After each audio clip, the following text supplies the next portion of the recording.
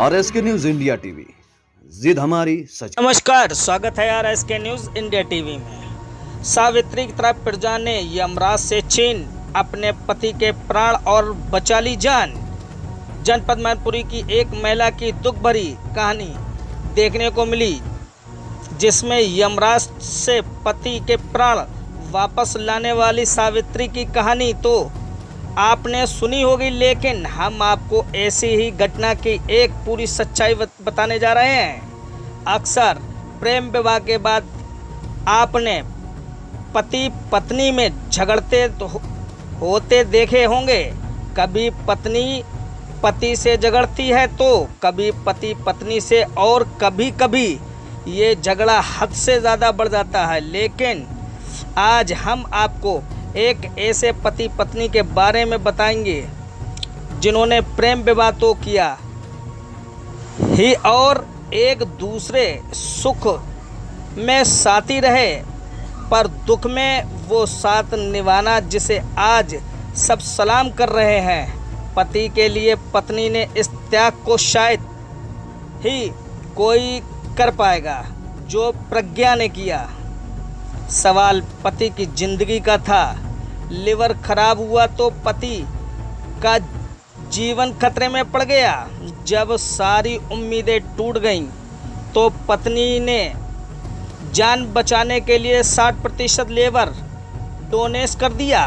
अस्पताल में पति ने आंखें खोली तो पत्नी ही नहीं बल्कि अस्पताल का स्टाफ भी रो पड़ा। बेवर की प्रज्ञा सिंगर को इस बात की बेहद खुशी है कि उन्होंने अपने पति धर्म निभाया तो उनके पति की जान बच गई।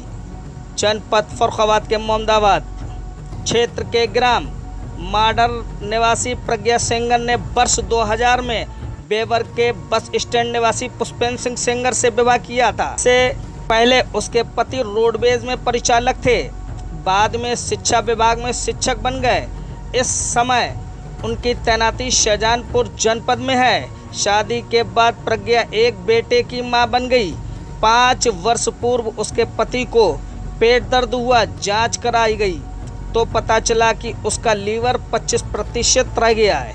आगरा में बताया गया दिल्ली में इसका उपचार हो सकता है, लेकिन वहां भी डॉक्टरों के हाथ खड़े कर दिए।